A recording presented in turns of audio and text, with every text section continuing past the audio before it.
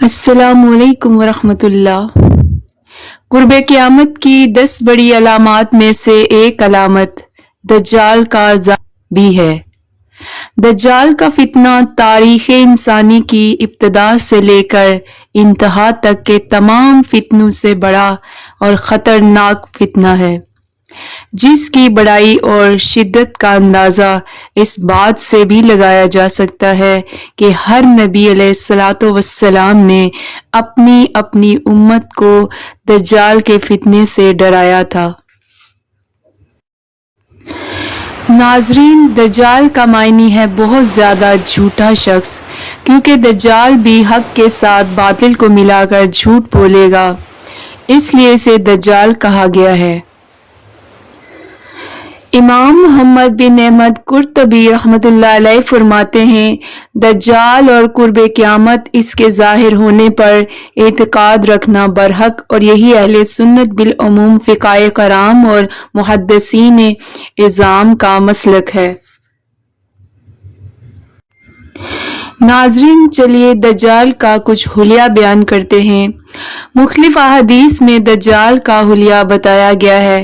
ان تمام کو سامنے رکھنے سے دجال کا جو حلیہ سامنے آتا ہے وہ یہ ہے کہ دجال ایک جوان مرد ہوگا، دراز قد اور ایک آنکھ سے کانا ہوگا، اور کانی آنکھ ایسی ہوگی جیسے پھولا ہوا انگور ہو، جبکہ اس کی ایک آنکھ خون آلود ہوگی۔ اس کا سینہ چوڑا اور ذرا سا اندر کی طرف دھنسا ہوا ہوگا۔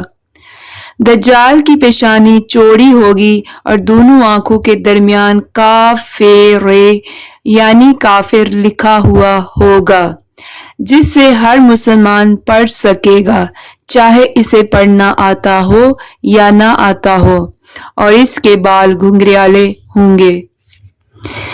ناظرین، دجال کہاں سے نکلے گا؟ دجال کے نکلنے سے پہلے دنیا کی بہت بری حالت ہوگی، جیسا کہ احادیث مبارک کے مضامین سے پتہ چلتا ہے کہ اس کے نکلنے سے 300 سال پہلے ہی دنیا میں عام قحط پھیل جائے گا۔ پہلے سال آسمان 1/3 بارش اور زمین 1/3 پیداوار روک لے گی۔ دوسرے سال آسمان 2/3 بارش اور زمین 2/3 پیداوار، جبکہ تیسرے سال آسمان ساری بارش اور زمین ساری پیداوار روک لے گی،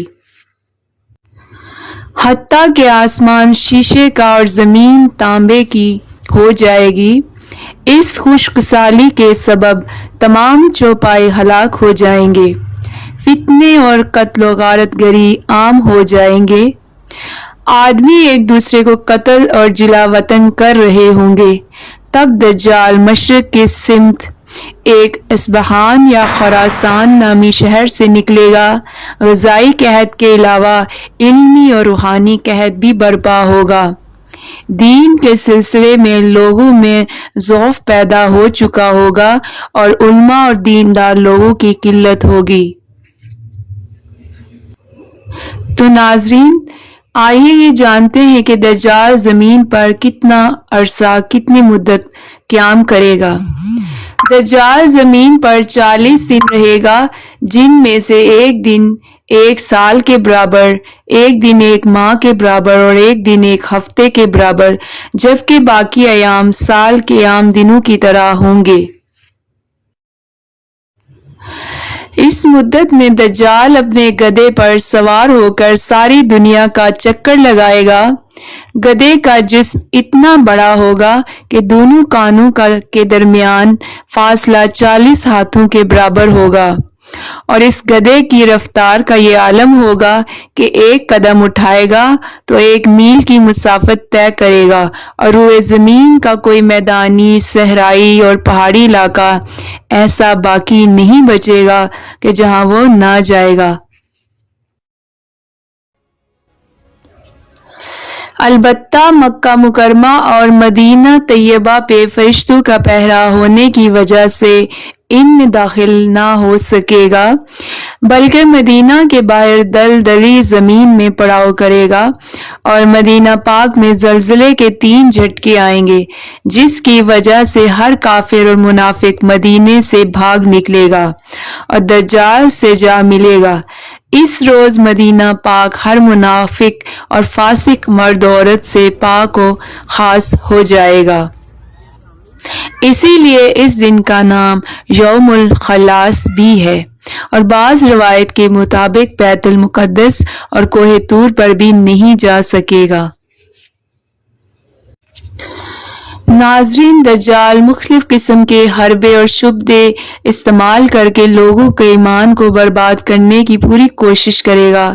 हदीस मुबारक में है कि दज्जाल के साथ रोटियों के पहाड़ होंगे। दज्जाल के पैरोकारों के अलावा बाकी तमाम लोग सख्त तकलीफ में होंगे। इसके साथ से एक को जन्नत और दूसरी को दोज़ख कहेगा। दर हकीकत जिसे वो जन्नत का नाम देगा वो दोज़ख और जिसे वो दोज़ख का नाम देगा वो जन्नत होगी। इसके कहने पर आसमान से बारिश बरसेगी और लोगों के सामने वो एक शख्स को कत्ल करके फिर उसे जिंदा कर देगा। नाज़रीन, ये इतना बड़ा फितना होगा कि कोई भी इसके फितने से बच न पाएगा। आखिर में दज्जाल की मौत किस तरह होगी? दज्जाल के फितनों की वजह से अहले ईमान सख्त परेशानी और तंगी के आलम में भागकर दखान नामी एक पहाड़ में पनाह लिए होंगे, लेकिन दज्जाल इनका पीछा करके पहाड़ का घेरा कर लेगा। अहले ईमान सख्त भूख और तकलीफ में मुब्तला होंगे। तब अल्लाह पाक हजरत सैयदना ईसा अलैहिस्सलाम को नाज़िल फरमाएंगे। हजरत सैयदना ईसा अलैहिस्सलाम को देखते ही दज्जाल ऐसे घुलेगा जैसे पानी में नमक घुलता है। आप अलैहिस्सलाम दज्जाल को मकामे लुद पर कत्ल करेंगे और इसके पैरोकारों में से किसी एक को भी जिंदा नहीं छोड़ेंगे।